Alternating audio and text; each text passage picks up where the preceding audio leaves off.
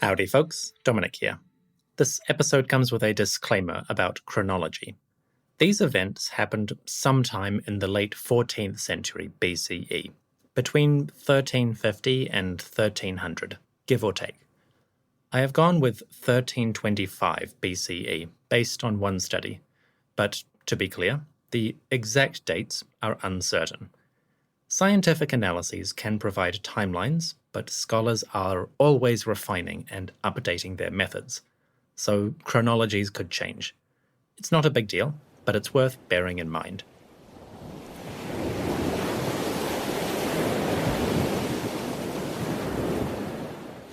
In 1986, archaeologists were diving off the coast of Turkey. Working on an area just 250 meters square, they sifted through mud, sand, and ocean life. They were studying the wreck of an ancient ship, one that sank more than 3,000 years ago. Deep below the waves, off the coast of Uluburun, the archaeologists were studying a fascinating treasure. In the course of their work, a curious item came to light. Small, made of gold, the object glittered in the water. Examining it closely, the team found it was a scarab, an ornament shaped like a beetle and decorated with hieroglyphs. The scarab was Egyptian, one of many items from the wreckage that had African origins. But this scarab was special. On the surface, hieroglyphs recorded a name, Neferneferuaten Nefertiti. This was the official name of Nefertiti, the legendary Queen of the Nile, and possibly pharaoh in her own right. What was the scarab of Nefertiti doing off the coast of Turkey? Well, there be a tale to shiver your timbers. A tale that, ironically, is told by dead men.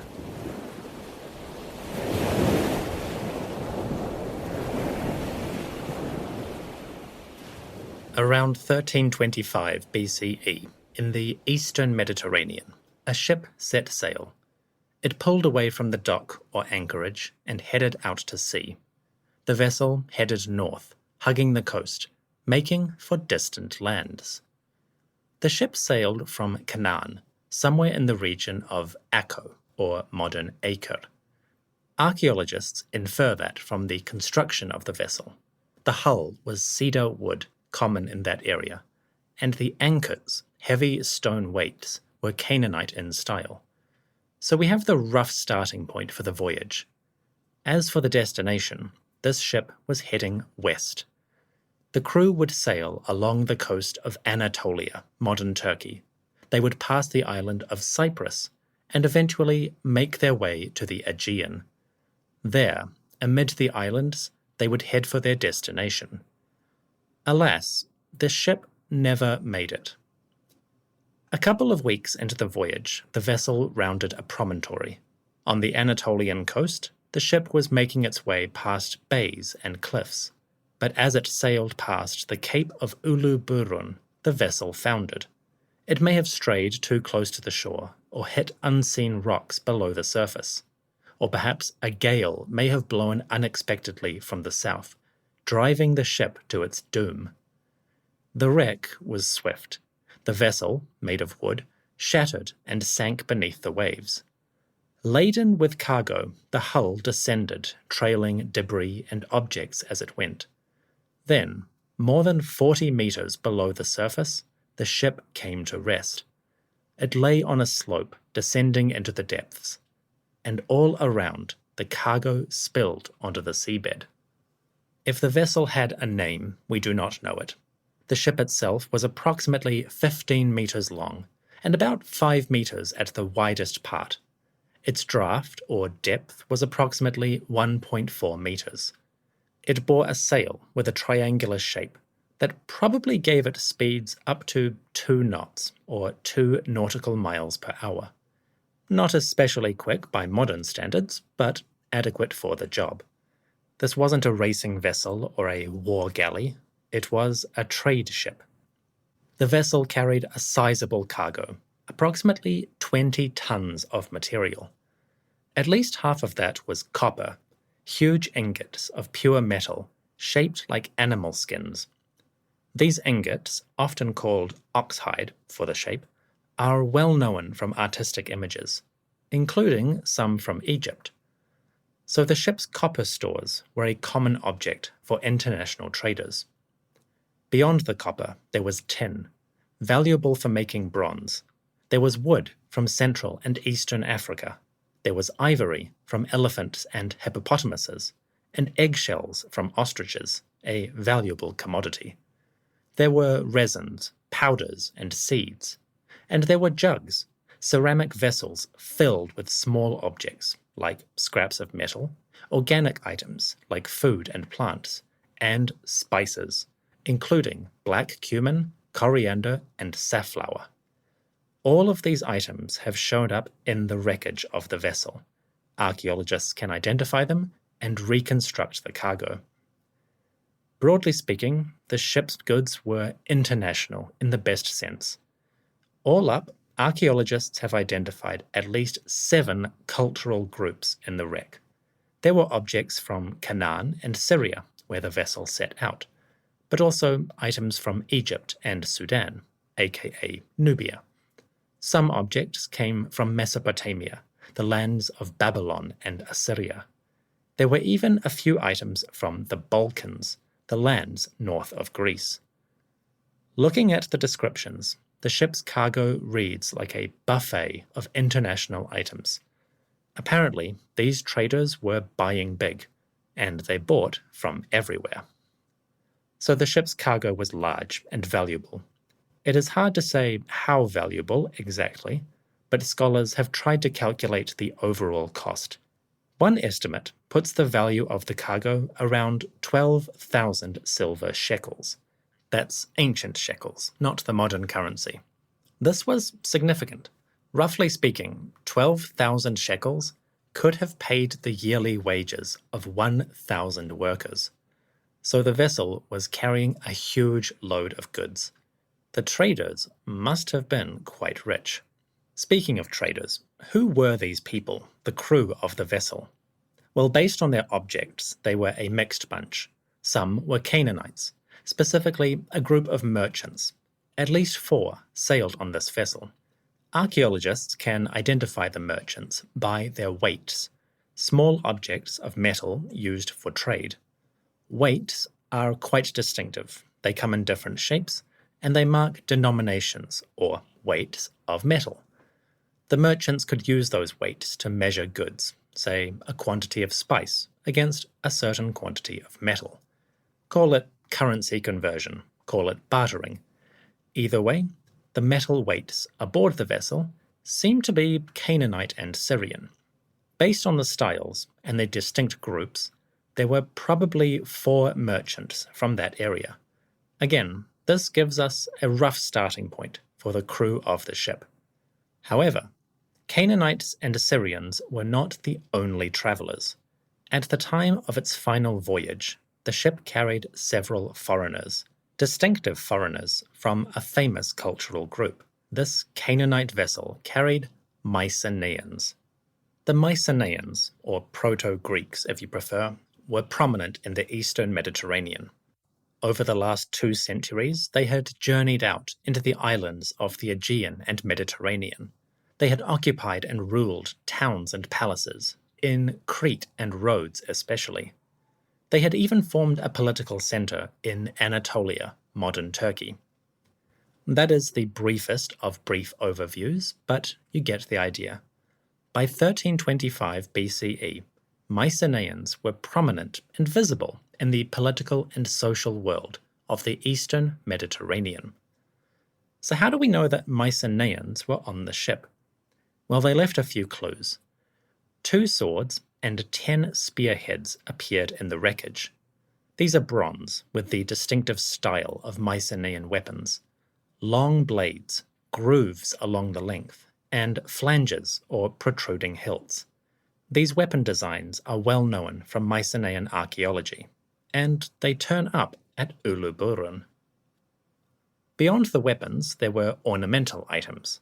Beads made of glass, amber, and faience. These are decorated with swirling patterns and figure-of-8 shapes. Again, those have similar examples from Mycenaean archaeology.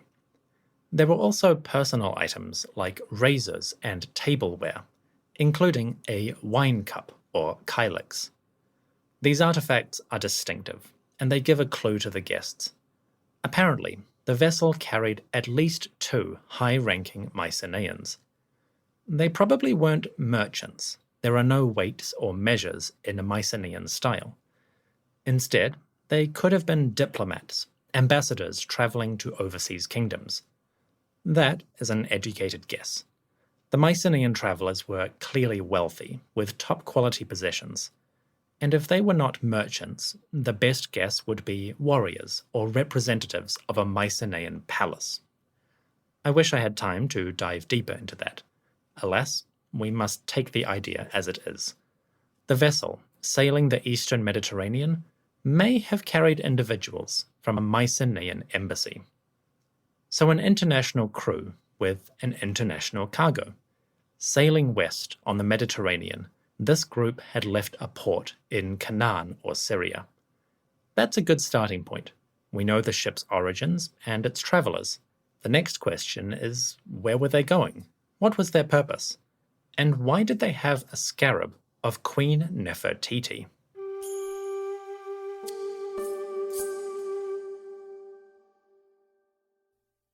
Riding the waves, a trade ship was sailing along the coast of Anatolia.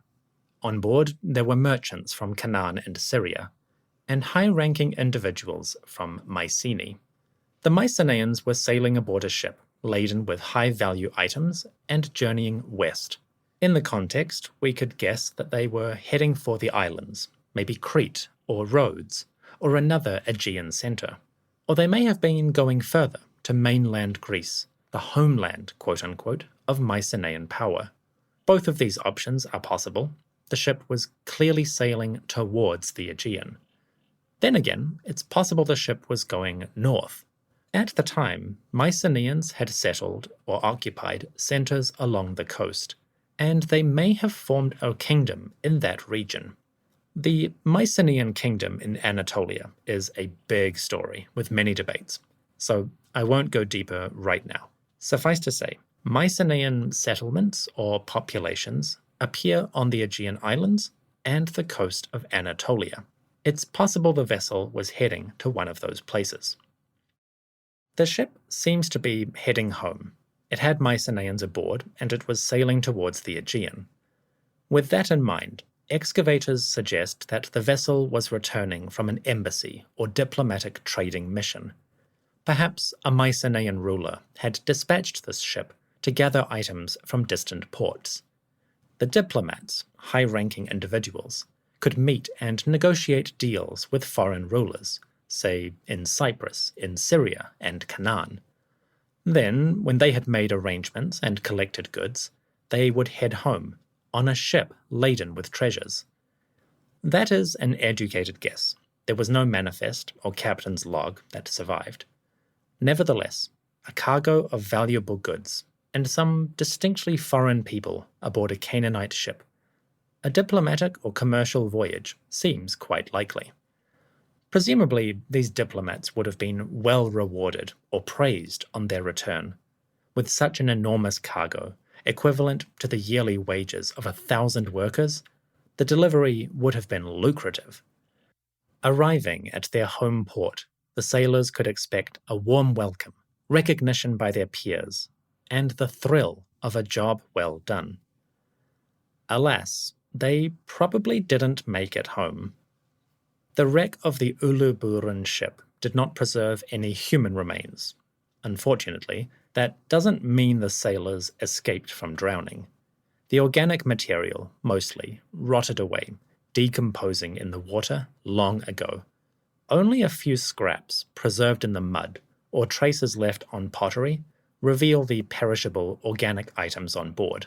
Logically, if any people went down with the ship, their bodies probably vanished to time, so we can only speculate on the fate of these sailors.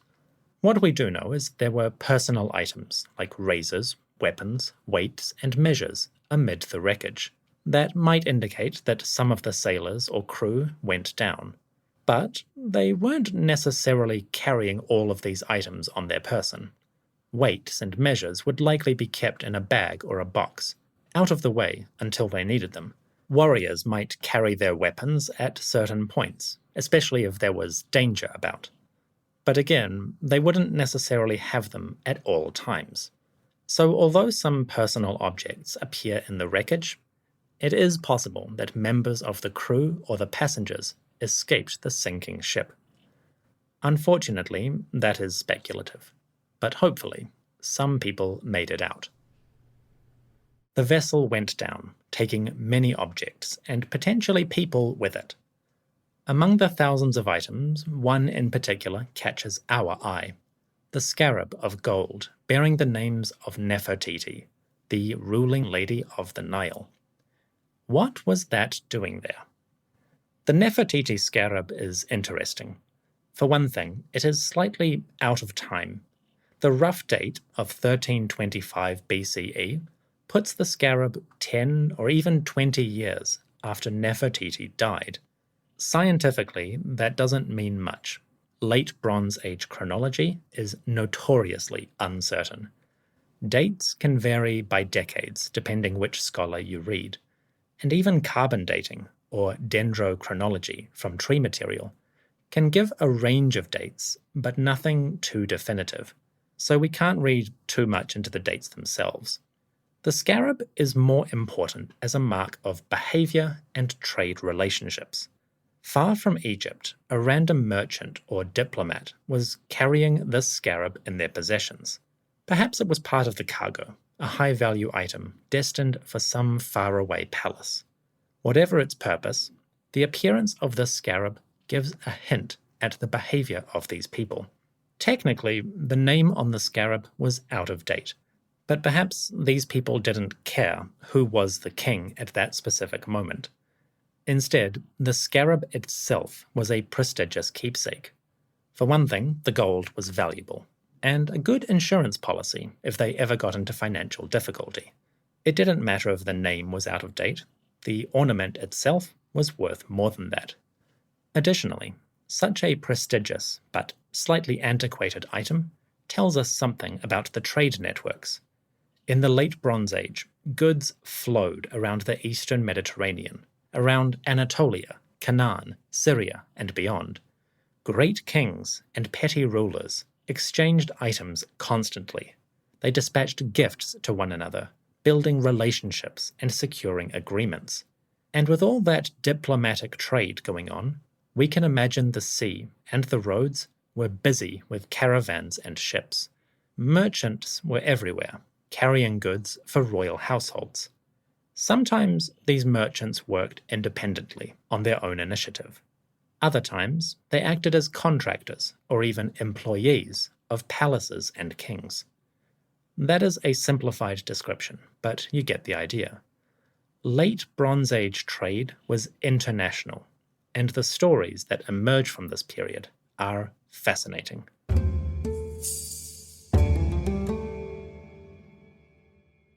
In 1325 BCE, give or take, a ship pulled out of the harbour carrying a shipload of goods: gold, ivory, high-quality wood, ornamental objects, and a huge supply of copper, all stacked within the hold. Among those treasures, several came from Egypt, and others had signs of Egyptian influence. The most distinctive item for this podcast is a scarab, a golden ornament bearing the names of Neferneferuaten Nefertiti. The item is curious, but it gives a hint at the trade relationships connecting the wider world. Nefertiti was probably long dead when this ship sank beneath the waves. And yet, somebody on board had an ornament with her name. The item had probably travelled far and wide before it met its end at the bottom of the Mediterranean. This is a small introduction to the Uluburun Shipwreck. I could have gone much deeper, diving to the very depths of the archaeological material. But that would be a heavy burden, and I didn't want to overload our voyage. Otherwise, we would risk foundering under the weight of so much information. So consider this a short journey into the fascinating tale of Uluburun. One day, I may find an opportunity to explore it further. If that happens, there will be ample time to explore the discovery, excavation, and remains of this fascinating vessel. For now, it is time to say bon voyage.